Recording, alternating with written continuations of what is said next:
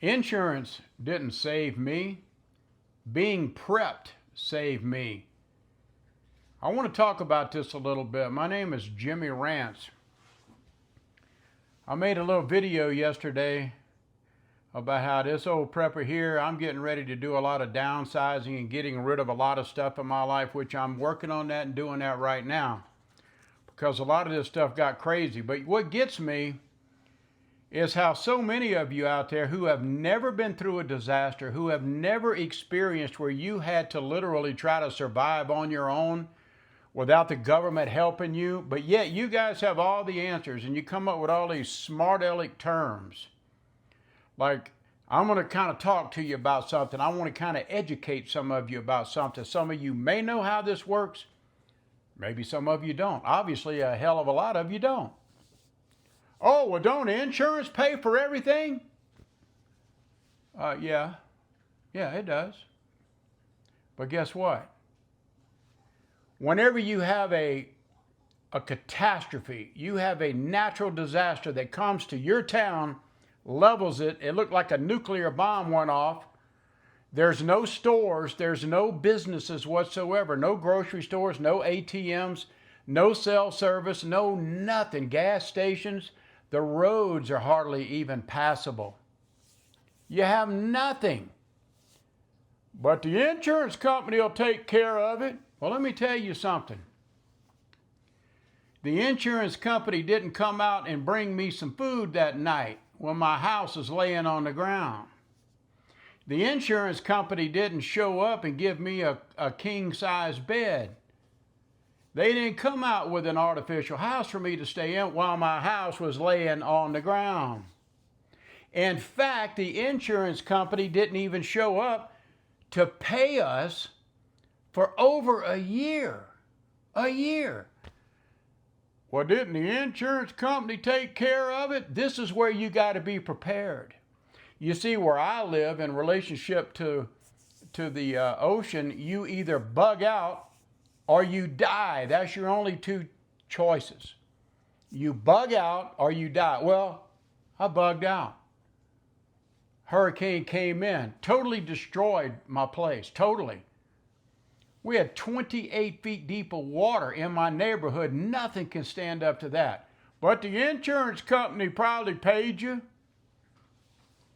You know, we who have gone through these kind of disasters get sick of some of the moronic things that some of you people come up with. You don't think. Number one, in our situation where I lived on the Mississippi Gulf Coast, there was no coast. It was gone. There's no supplies. There's no hardware stores. There's no electricity, no banks, no nothing. Like I said before, nothing. And then you get all of these people from all over the country. They're contractors, like power companies, and they come down because, well, really, they don't do it out of the goodness of their heart. They're chasing that money. They come down to the coast because we have no power. They got to redo the power everywhere. And it takes a long time. No cell phones, no nothing. There's no materials. For us to just get groceries, we had to travel about 80 miles round trip just to hope that you can get a loaf of bread, because everybody on the coast is driving, up north of the coast where they can get gasoline or get medicine or try to get food or whatever they may need. But when you come home, there ain't nothing. Nothing. The government's not there just passing out money. They're not passing out mobile homes or FEMA trailers right there on the spot. They don't do it that way, folks. It takes time. That's why you need to be prepared. We were prepared. Luckily, we stayed in our RV. We bugged out. We came back. We knew what we were coming back to. We knew we were coming back to absolutely nothing. And then you think, you go and you talk to your insurance company, and you put a big sign out on your front yard, and you write something like State Farm, and then underneath that you write the letters of what your house address is so they can find you, because everything, you can't even though I grew up on the coast, I got lost in my own neighborhood because all the landmarks were gone. The houses, some of them were in the street. Some were laying on the ground. It looked like matchsticks. Go Google Hurricane Katrina. Google Hurricane Camille, past Christian, Mississippi. Look at it and tell me what you see. There ain't nowhere to buy a 2x4 or a nail. You can't just quickly rebuild. You don't even get your money, like I say, until maybe a year later. So what do you do between the time of the disaster and the time you can actually rebuild? You got to live. You got to eat. You got to, do what you got to do to try to just make it. And that's why I'm a prepper, because that taught me, hey, ding, ding, ding. If bad things happen, you better know how to handle them. That's why I got into prepping. But my problem was what I was trying to say yesterday as I bought and bought and bought. I literally turned my house into a Walmart or a Costco warehouse. When you've been through this kind of disaster, it'll scare the crap out of you, and you want to be prepared for anything. It doesn't take the apocalypse. It doesn't take a solar flare or an EMP or something like that. It can be just a natural disaster that can literally just shut you down, and you've got to be prepared. You either handle it or you die, basically. So we basically, I guess we had to boondock it, as a lot of the RV people say. We had to learn how to go through food carefully. We had to worry about food spoilage. Way back then, we didn't have all this crap that we have today. We didn't have all these solar powered type refrigerator, freezer type things. You know what I'm talking about? You got an Igloo, one of these, maybe one of these styrofoam containers, and luckily you go down to a place that's called the Points of Distribution Center, which we call POD, and after a few days you can go pick up some ice. Ice was the number one thing on the coast that everybody wanted, ice, after this disaster. Why? Because it's hot as hell. In August on the Mississippi Gulf Coast, it is hot, it is humid, it is miserable.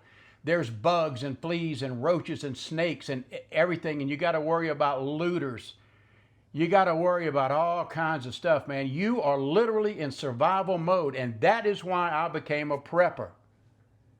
And I overdid it, and I bought too much stuff. And now I live in Colorado, and I don't need all the stuff that I have. Whenever I prepped for two people, my wife and I. We prepped so we would have food for approximately 3 years, for both of us, 3 years. Well, my wife died over 8 months ago, so now that means I've got 6 years worth of food, because her share now just went to me. I had double everything, double ammo, double guns, double generators, double everything. I don't need double. People are jumping all over me. Well, you shouldn't have got rid of your generators, Jimmy. Well, let me tell you something, jackass. I've got big, giant Blue Eddy solar generators that are quiet. What do you think's going to happen if the crap hits the roof and I'm the only guy around here with generators? You don't think that's not going to, hey, I hear a generator. That means this guy's got food. He's running a refrigerator, protecting his food. Let's go to Jim's house. No, I'm not doing that. So I'm getting rid of that noisy crap. And what do you do if the crap hits the roof and there's no gas? It takes a lot of gas to power up some of these generators. It don't just run off of fairy dust. You got to have fuel and oil to put in these things. But there ain't none.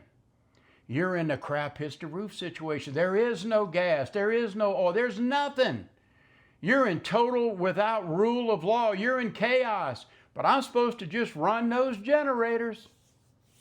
Anyway, I'm getting off into a different subject here. I want to kind of close this out. A lot of you got a lot to learn. Look, the insurance people, they come and they'll talk to you. It may take them a month to even get to you. And then whenever they get to you, you got to wait on adjusters and appraisers and all that crap to show up where they can assess and look at all the damage. And then they put a price on how much they think the damage is and how much you're going to need to rebuild. Then they submit that, and then you do what? You wait and wait and wait, and over a year goes by, and now you start to get your check to rebuild your house. But again, what do you do, folks? What do you do from the time that your house is laying on the ground, until the time you can recover and get your house built. You got to survive. And that's what preppers do. And that's why I'm all about practical prepping. I don't need 600 generators. I don't. I don't need enough stuff that I can supply Costco. I don't need that. Now, you might. I don't. I'm 72 years old almost. I've been through two severe, major disasters. I know what I'm talking about. I've been through it. I've lived it. I know what it's like to live without power and a telephone and a computer. I know what that feels like. Do you? Probably not. Just be smart, guys. Like I used to say, use your prepper sense. Just be practical. Don't be a big dummy. And you need to think about that. Well, did the insurance will pay you off, didn't they? Yeah, over a year later. Try that sometime. It's real fun.